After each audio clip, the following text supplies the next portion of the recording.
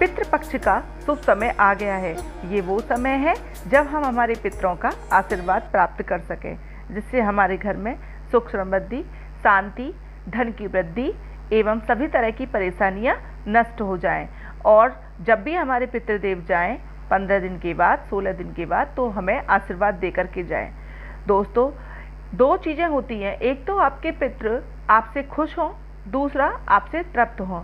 जब आपके पितृ आपसे खुश होते हैं तो आपको बस कुछ समय के लिए वो आपसे तंग नहीं करेंगे, लेकिन जब आपके पितृ आपसे तृप्त होते हैं तो क्या होता है, वो आपको कभी भी, जब तक जीवन पर्यंत आप रहोगे, आपको तंग तो करेंगे ही नहीं, बल्कि आपको आशीर्वाद देंगे, आप पर अपनी छत्र छाया बनाए रखेंगे, आप पर, आपके बच्चों पर, इस तरह से।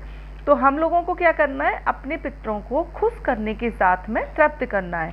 उसके लिए पूज्य श्री गुरुदेव जी ने, प्रदीप मिश्रा जी ने हमें कुछ उपाय बताए हैं, बहुत ही सरल उपाय बताए हैं।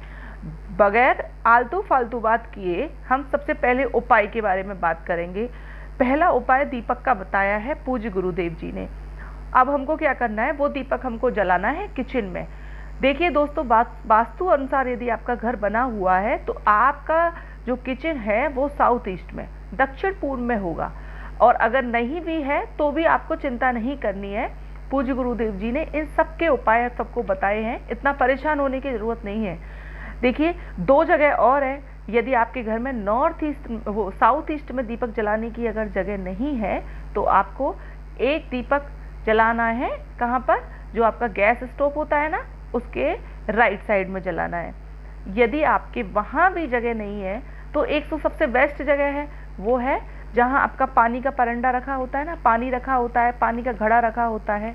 पानी के घड़े में तो वैसे भी पितृ देवताओं का वास होता है, तो हमें पानी के घड़े के पास या जहाँ भी आप पानी स्टोर करते हैं वहाँ पर हम वो दीपक जला सकते हैं। दीपक हमको कैसे जलाना है, दीपक हमें लेना है, और अगर आप आटे का दीपक ले सकें तो बहुत अच्छा है, लेकिन आटे के दीपक में चौंच नहीं बनानी है दोस्तों। जब भी हम घर पर आटे का दीपक बनाते हैं तो कुछ लोग क्या करते हैं कि चार तरफ बाती लगाने के लिए चौंच लगा देते हैं। हमको वो नहीं बनाना है, हमको सिंपल आटे का दीपक जलाना है और उसमें चार तरफ बाती लगानी है। दो बातियां लगानी है जो क्रॉस करते हुए बाती लगेंगी। अगर आटे का भी नहीं है तो आप मिट्टी का दीपक जला सकते हो। क्या करना है दोस्तों, हमको उस दीपक में बाती लगानी है, उसमें तिली का तेल डालना है, और कुछ हमें उसके अंदर खाली नहीं जलाना है दीपक को, उसमें कुछ तिल डाल देने हैं हमको, थोड़े से 1 पिंच तिल डाल देने हैं, और अपने गोत्र का, अपने पितृ देवताओं का आवाहन करते हुए दीपक जलाना है और उनको प्रणाम करना है। एक उपाय तो हम ये हो गया। अब यही अगर आप गैस स्टोव के पास जलाते हो तो भी आपको इस तरह से करना है, लेकिन इसमें एक चीज़ है दोस्तों, जब आप दीपक जलाओ तो आपका मुंह दक्षिण की तरफ जरूर होना चाहिए। ऐसा कहा जाता है कि हमारे जो पितृ देवता हैं वो दक्षिण की तरफ से आते हैं। ये पितृपक्ष होता है ना, इसमें दक्षिण की तरफ से आते हैं। ये हुआ हमारा पहला उपाय। दूसरा उपाय है दोस्तों, हमें क्या करना है, पीपल की पूजा करनी है। पीपल की पूजा बहुत ही सरल सी पूजा है।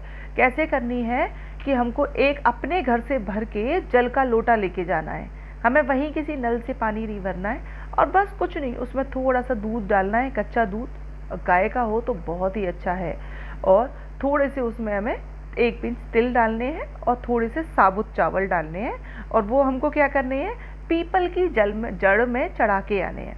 अब इसमें क्या करना है दोस्तों, पीपल की जड़ में हमें की पूजा कब करनी है, दोपहर में करीब 12 बजे के आसपास। तो क्या होता है, अगर हम 10 बजे से पहले पूजा करते हैं तो हम पीपल की, अगर हम 10 बजे से पहले पूजा करते हैं तो परिक्रमा देते हैं, और यदि हम दोपहर में अगर पूजा करते हैं तो पीपल की पेड़ की तो हम परिक्रमा नहीं देते हैं, सिर्फ हमें जल चढ़ा के आना है, महादेव का नाम लेकर के, अपने पितरों का ध्यान करते हुए हमें जल चढ़ा के, और अगर दीपक हो तो दीपक भी आपको एक दीपक जला के उसमें थोड़े से तिल डाल के जला के आना है। अगर दीपक भी नहीं हो तो भी चलेगा दोस्तों। तीसरा उपाय क्या है, तीसरा उपाय है हमें शिवलिंग पे, जो जिस तरह से हम जल बना करके उस पे लेके गए ना हम पीपल के पास, उसी तरह से हमें शिवलिंग पर जल चढ़ा के आना है। उसमें 1 पिंच हमें तिल डाल देने हैं और थोड़ा सा कच्चा दूध डालना है, 2 सफ़ेद फूल डाल देने हैं और थोड़ा सा चावल डाल देना है बस।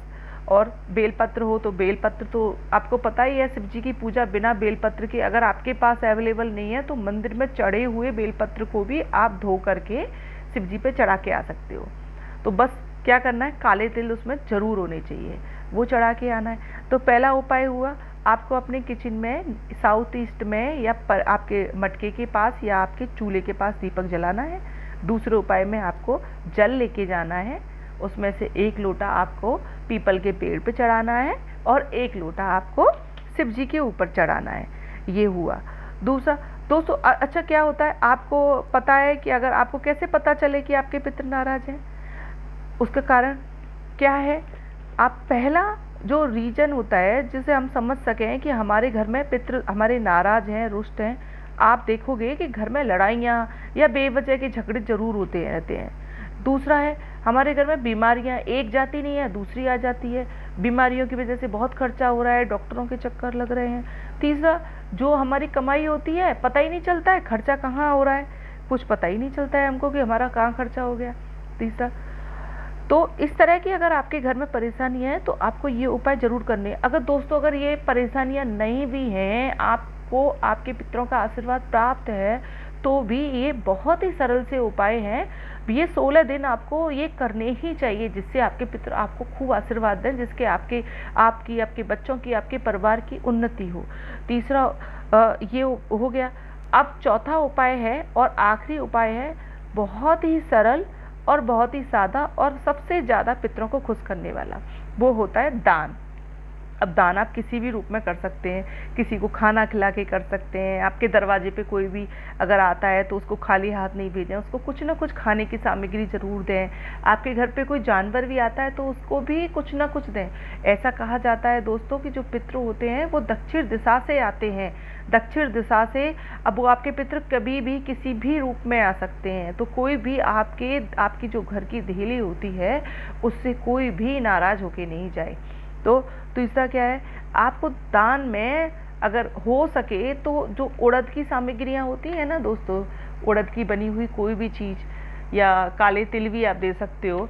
तो उड़द की जो सामग्री में जैसे उड़द की कचौड़ी होती है, उड़द की इमरती होती है, तो इस तरह की चीज़ें भी आप दान में दे सकते हैं। किसी को वस्त्र दे सकते हैं। और इसमें दोस्तों ऐसे लोगों ने ये धारणा बना के रखी हुई है कि आप ब्राह्मण को दो, या ऐसा कुछ भी नहीं है। आप ब्राह्मण को दो अच्छा है, लेकिन आपको जो दान देना है वो ज़रूरतमंद को भी ज़रूर देना है। कोई अगर वास्तविकता में आपकी नज़रों के सामने ऐसा व्यक्ति है जो ज़रूरतमंद है, तो आपको उसको दान देना है। उसकी आप जिस तरह से मदद कर सको उस तरह से। अब आपके जो पितृ हैं वो बिल्कुल आपसे पैसे तो लेके जाएंगे नहीं कि लाइए हमें कपड़े दे दीजिए, हमें खाना। वो किसी ना किसी रूप में प्राप्त करते हैं, किसी ना किसी रूप में। आप अगर किसी को दान देते हो इन 15-16 दिनों में, तो वो दान आपके पितरों को ज़रूर मिलता है और उससे वो बहुत तृप्त होते हैं। जब बोला आपको कि अगर पितृ आपके तृप्त होते हैं तो आपके जीवन पर्यंत आपको ना तो खुद परेशान करेंगे और ना ही परेशान होने देंगे आपको। आप पे हमेशा अपना आशीर्वाद बनाए रखेंगे।